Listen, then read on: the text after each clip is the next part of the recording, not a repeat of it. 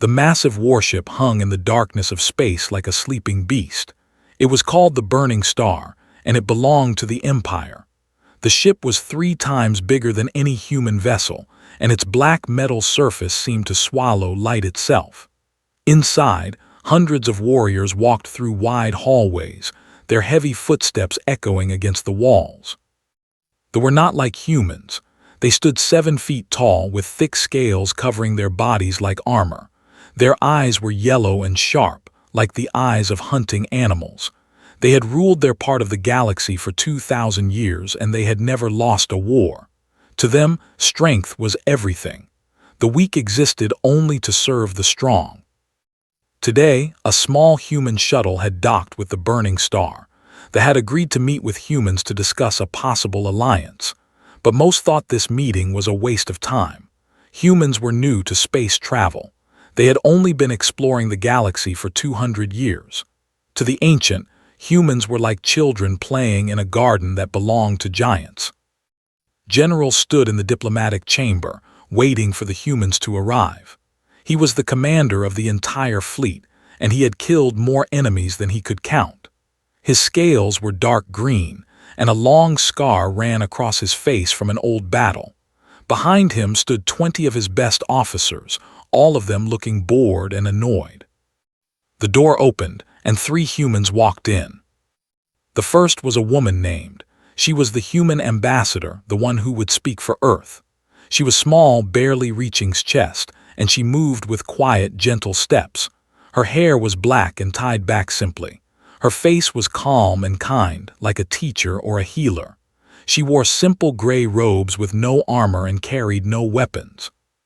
Behind her walked Colonel, a military officer with a stern face and straight back. His uniform was neat and proper, and his eyes watched everything carefully. The third human was a young translator named, who carried a small computer pad. Looked at them and felt disappointment. He had expected warriors. He had expected soldiers with hard faces and battle scars. Instead, he saw a small woman who looked like she had never held a weapon in her life. "Welcome to the Burning Star," said, but his voice held no warmth. "I am General, I command this fleet." Bowed her head politely. "Thank you for receiving us, General. I am Ambassador. Earth hopes that we can build friendship between our peoples." Some of the officers laughed quietly, did not stop them. "Friendship," repeated the word like it tasted bad. "The do not make friends. We make allies with those who are useful, and we ignore those who are weak." He stepped closer using his great height to look down at her. "What can humans offer us? You are new to the stars. You have no great fleet. You have no empire. You are small and soft." Did not step back. She did not look afraid. She simply looked up with patient eyes, like a grandmother watching a child throw a tantrum. "We offer knowledge," she said calmly, "and partnership. Earth has much to share." Snorted, "Knowledge? What knowledge could prey animals teach predators?" High Commander, second in command, stepped forward. He was slightly smaller than but just as proud. "Perhaps we should test their worth," he suggested. "A combat demonstration. Let the humans show us what they can do, then we will know if they deserve our time." The other officers nodded and murmured in agreement. This was how settled all questions, through strength, through combat. Colonel's jaw tightened. He was a trained soldier, and he knew he could fight. But he also knew that facing in hand-to-hand combat was almost certain death. They were bigger, stronger, and faster than humans. But before could speak, nodded. "We accept," she said simply. His yellow eyes widened slightly. He had expected them to refuse, to make excuses, to beg for the test to be cancelled. "Very well. Who will you send? Your military man." Shook her head. "I will fight." The chamber went silent for a moment, then began to laugh. It was a loud, harsh sound that filled the room. His officers joined him, their laughter mixing together like thunder. "You," pointed at, still laughing. "The little diplomat, the woman who speaks soft words and bows her head." He turned to his officers, spreading his arms wide. "She knows nothing of combat. This is an insult." waited for the laughter to die down. Her expression never changed. She remained calm, like still water that nothing could disturb. "Is the challenge accepted or not, General?" she asked quietly. Stopped laughing. Something in her voice made him pause, but then he shook his head. This tiny human woman could not possibly be a threat. She was bluffing, trying to look brave before she died. "The challenge is accepted," said. "I will send my champion. He has never been defeated. He has killed 40 enemies in ritual combat." He leaned down close to his face. "I hope your people remember you kindly, Ambassador, because tomorrow you will die." Simply smiled. "We shall see, General, we shall see." She turned and walked out of the chamber, her footsteps light and quiet. Colonel followed her, his face showing worry that he tried to hide. Behind them, they continued to laugh and joke about the easy victory that awaited them. None of them saw the look that passed between, and none of them understood what they had just agreed to. And none of them knew that by this time tomorrow, their entire understanding of humanity would be shattered forever. The night before the fight, sat alone in the small room they had given her. It was a bare metal box with a hard bed and no windows. They did not believe in comfort for guests. They believed that hardship made warriors strong. Did not mind. She had slept in worse places during her long life. She was 58 years old, though she looked younger. Her face had few lines and her body moved with easy grace. She had been a diplomat for 30 years, traveling to distant worlds and speaking with alien races. But before that, she had been something else. A knock came at the door. Colonel entered, his face tight with worry. "Ambassador," he said, "I must speak honestly. This is madness. Let me fight in your place. I have combat training, I have experience." Looked at him kindly. "Sit down."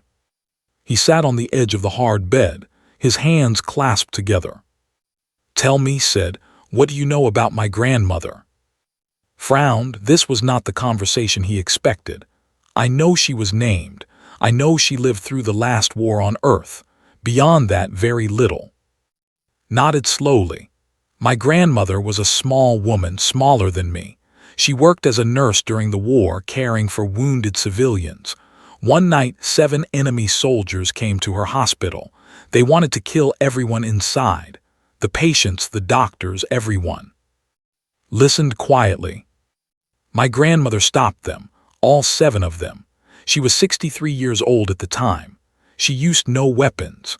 When the relief forces arrived the next morning, they found all 7 soldiers alive but unable to move. My grandmother had put them down without killing a single one." Stood and walked to the center of the small room. "She taught me everything she knew, not because I wanted to be a warrior, but because she said knowledge should never be lost. I practiced every day for 40 years, not to fight but to understand." She turned to face. "I have never used these skills in real combat. I have never needed to, but I carry them inside me just as I carry her memory." Was silent for a long moment. Then he asked, "What did your grandmother call her fighting style?" Smiled softly. "She never gave it a name, she just called it listening. She said that combat is a conversation. Most people only know how to shout. She learned how to listen." The next morning, the arena was filled with thousands of warriors. They sat in tiered seats that rose up toward the high ceiling, their yellow eyes fixed on the circular fighting platform below. Huge screens floated in the air, broadcasting the event to every ship in the fleet. Today, they would watch a human die. General sat in a special viewing box above the arena, surrounded by his highest officers. He was in a good mood. This would be entertaining. On one side of the platform stood the champion. He was enormous, even for his species. His scales were deep red, the color of dried blood, and his claws had been sharpened until they could cut through metal. He wore no armor because he did not need it. His body was a weapon. On the other side stood. She had refused armor. She had refused weapons. She wore the same simple gray robes from yesterday, her hands empty at her sides. Her hair was tied back and her feet were bare against the cold metal floor. The audience murmured with confusion and amusement. This was no warrior. This was a sacrifice. Colonel stood behind the protective barrier with the young translator. His hands were clenched into fists, but his face showed nothing. A young officer approached him. "Your ambassador is either very brave or very stupid," the officer said. "Why did she agree to this? She must know she cannot win." Did not take his eyes off. "She agreed because you needed to see something, all of you." "See what? A quick death?" "No," finally looked at the officer. "You needed to see what a human can do when we stop being polite." In the arena, rolled his massive shoulders and cracked his neck. He looked at with hungry eyes. "I will try to make this fast, little human. You have courage, at least. That deserves a clean death." Said nothing. She simply watched him, her dark eyes calm and steady. General stood in his viewing box and raised one scaled arm. The arena fell silent. Every eye focused on the two figures below. "This combat is to submission or death," announced, his voice booming through speakers. "The challenge ends when one fighter can no longer continue. There are no other rules." He paused, looking down with something like pity. "Begin." Exploded forward. He was fast, impossibly fast for something so large. He crossed the arena in 3 massive bounds, his claws extended, aiming for his throat. The air itself seemed to tear apart from the force of his charge. Did not move. She stood perfectly still, her eyes half closed, her breathing slow and even. The audience rose to their feet, ready to cheer the killing blow. His claws reached for her neck. And then something happened that none of them would ever forget. Time seemed to slow down in the arena. His claws were inches from his throat. His red scales gleamed under the bright lights. His yellow eyes were wide with killing hunger. Victory was certain. Death was coming. Then moved. It was not a large movement. She did not jump away or raise her arms to block. Instead, she stepped forward into the attack, her body turning like smoke in the wind. Claws passed through empty air where her neck had been just a moment before. At the same time, her right hand came up. Her palm was open, her fingers relaxed. The movement was soft and gentle, like she was pushing open a door. Her palm touched his chest, just below where his 2 hearts beat. The sound was small, a quiet thud that most of the audience could not even hear, nothing dramatic, nothing impressive to look at. His momentum carried him past her. He took one more step, then another. His arms dropped to his sides. His claws scraped against the metal floor. His legs folded beneath him. The greatest warrior of the empire fell face first onto the arena platform and did not move. For 3 full seconds, nobody made a sound. The audience stared in frozen shock. Their champion was down. Their undefeated killer lay unconscious on the cold metal floor, and the small human woman stood over him, not even breathing hard. Total time of the fight, less than 2 seconds. Then the silence broke. Voices erupted throughout the arena. Warriors shouted in confusion and anger. Some demanded to know what trick had been used. Others simply could not believe what their eyes had shown them. General stood in his viewing box, his scales pale with shock. His mouth opened and closed, but no words came out. High Commander grabbed the railing with both hands, staring down at the arena like he was watching the impossible happen. Medical officers rushed onto the platform. They surrounded his fallen body, scanning him with instruments and checking his vital signs. After a long moment, the chief medical officer looked up at General. "He lives," the officer announced. "He is unconscious but alive, no visible injuries. His heart still beat, but he will not wake. We do not understand why." Had not moved from where she stood. She watched the medical officer's work without expression. Then slowly, she turned to face General's viewing box. The entire arena fell silent again. "Your champion will recover," said. Her voice was not loud, but somehow it carried to every corner of the massive space. "He will wake in a few hours with nothing worse than a headache. I targeted a nerve cluster that controls consciousness in physiology. The effect is temporary." She paused, letting her words sink in. "If I had wished to kill him, I would have struck 3 centimeters to the left. His hearts would have stopped instantly." Found his voice at last. What was that? What did you do?" "I ended the fight," said simply, "as was agreed." She turned and began walking toward the arena exit. Her bare feet made soft sounds against the metal floor. Behind her, the medical officers lifted its massive body onto a floating stretcher, still trying to understand what had happened. Colonel met her at the edge of the platform. His face showed nothing, but his eyes were bright with something that might have been pride. "Ambassador," he said quietly, "I believe you have made your point." Smiled slightly. "The point was never about winning a fight, Colonel. The point was about opening their eyes." Behind them, the audience had begun to whisper. The whispers spread like fire through dry grass. This small human woman, this soft-spoken diplomat, had done what no one in the galaxy had ever done. She had defeated with a single touch. And she had not even been trying to kill him. General sank into his seat, his mind struggling to understand what he had witnessed. He had spent his entire life believing that strength meant size and power. The empire had been built on this truth. The strong ruled and the weak served. But this human had shown him something different, something terrifying. She was not strong in the way he understood strength. She was not big or fast or covered in natural armor. She was small and soft and gentle.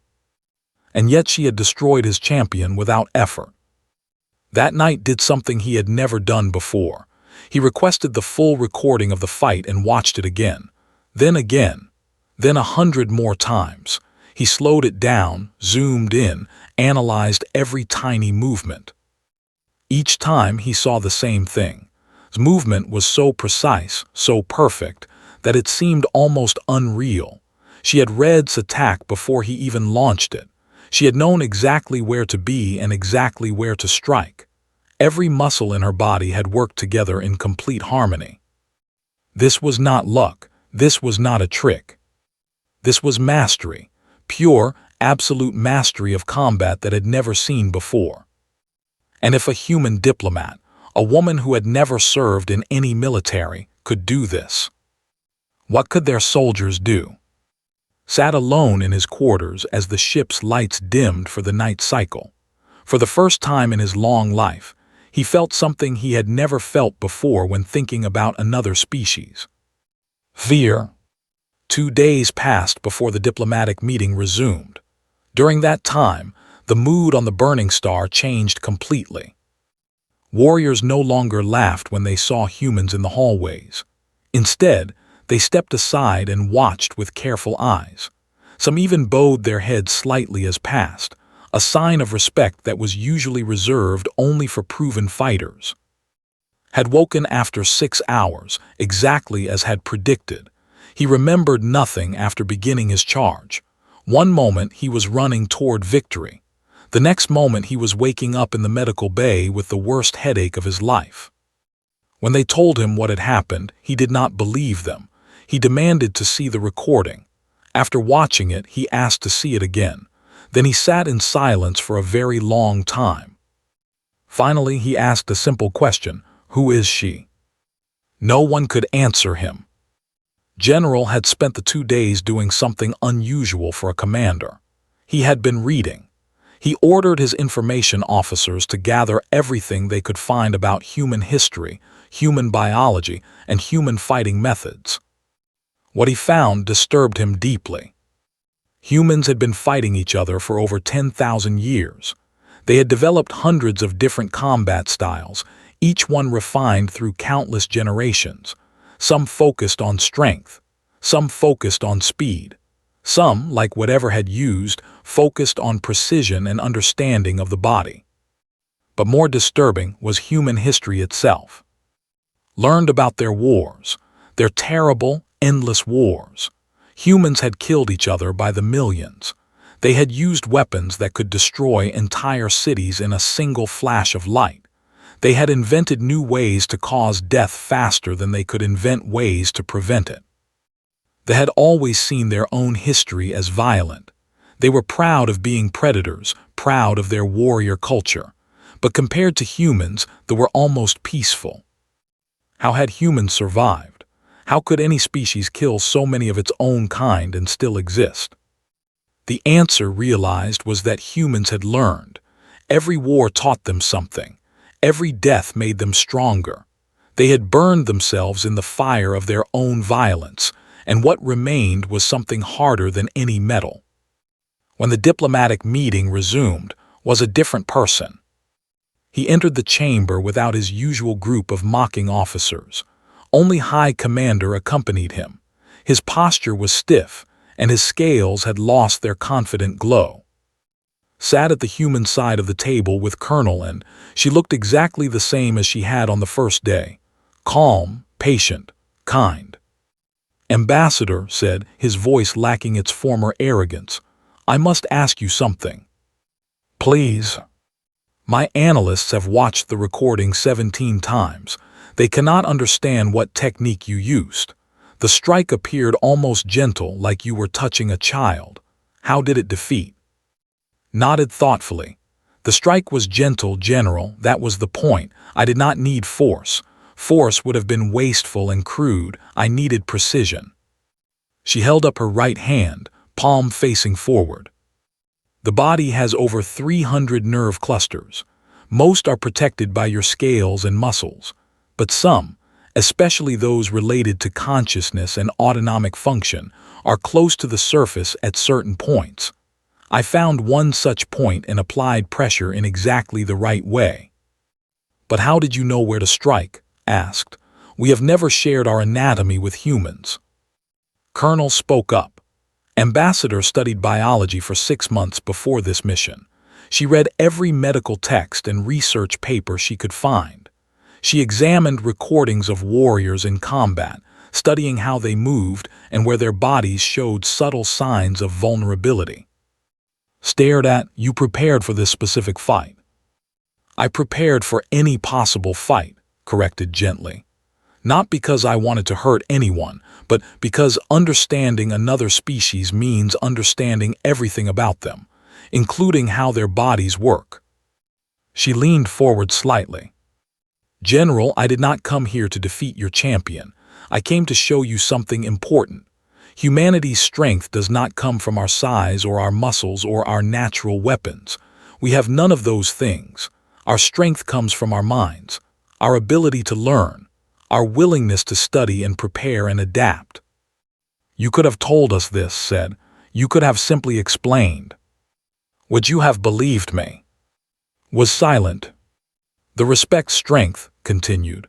So I showed you strength in a way you could understand, but now I hope we can move past that.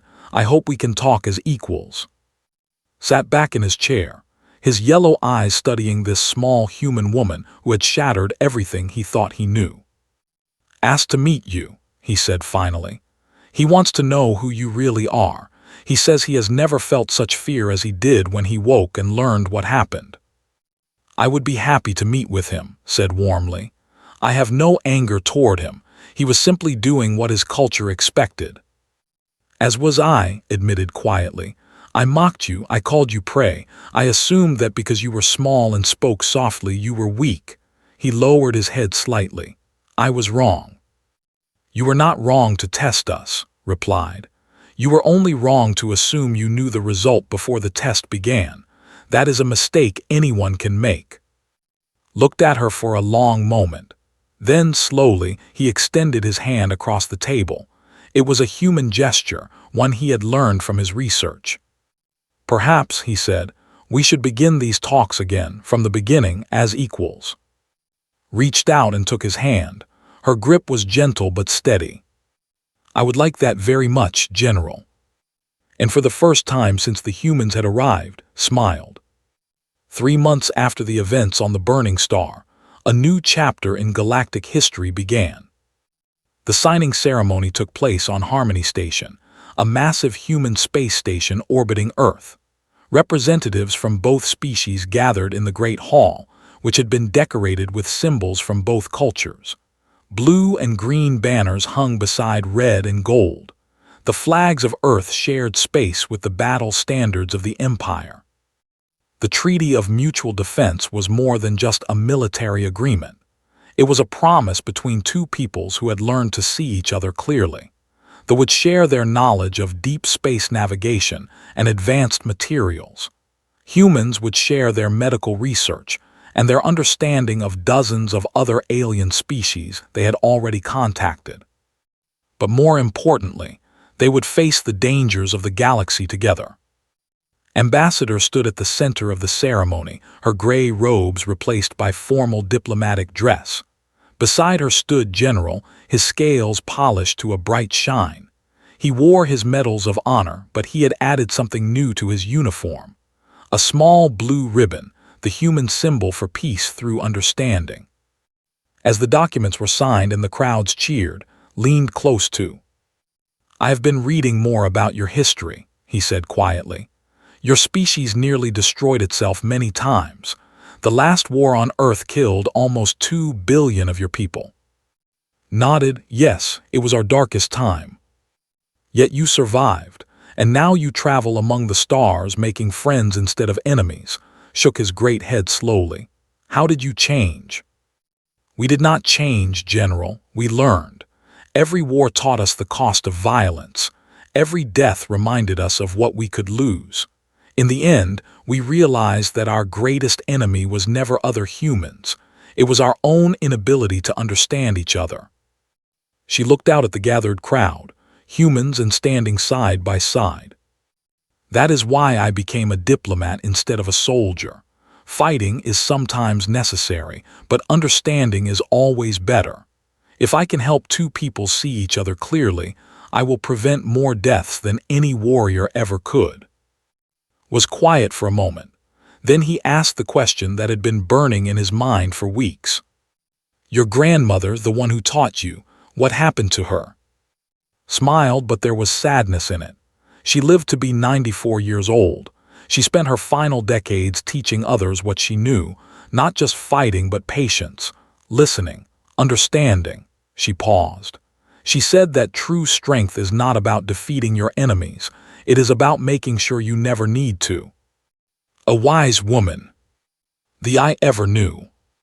Across the station, Colonel was speaking with a group of officers. The atmosphere was friendly now, a complete change from those first tense days on the Burning Star. They had many questions about human combat techniques and was doing his best to answer them. A young approached him, recognized him as the same officer who had spoken to him before the fight. "I must apologize," the young said. "Before the combat I said your ambassador was brave but foolish. I was wrong." Smiled slightly. "You said what any reasonable person would have said. You judged based on what you knew." "But we knew nothing," the officer replied. "We saw a small woman and assumed she was weak. We saw gentle words and assumed she was soft. We were blind." "You are not blind now. That is what matters." The officer nodded slowly. Then he asked, "Is it true that your ambassador has never served in your military? That she has never been in actual combat before our arena?" "It is true. Ambassador has never harmed another being before. She spent her whole life hoping she would never need to use what her grandmother taught her." "Then why did she learn it all?" Considered the question carefully. "Because humans understand something about strength. Real strength is not about using power. It is about having power and choosing not to use it. Could have killed easily. Instead, she put him to sleep. She showed strength by showing mercy." The young officer was silent, processing this idea that was so different from everything they believed. Meanwhile, had begun teaching a small group of children how to fold paper cranes. The children had come with their parents for the ceremony, and they were fascinated by the strange human woman who had defeated their greatest warrior. Showed them how to fold the paper step by step, her hands moving with the same precision she had used in the arena. General watched from nearby. A paper crane was perhaps the strangest thing he had ever seen. It was delicate and beautiful and completely useless in combat. Yet watching teach the children, he began to understand something. Humans did not separate their skills into different boxes. The same patience that let fold perfect paper cranes let her time her strike perfectly. The same gentle touch that creased the paper let her find the exact nerve cluster on his chest.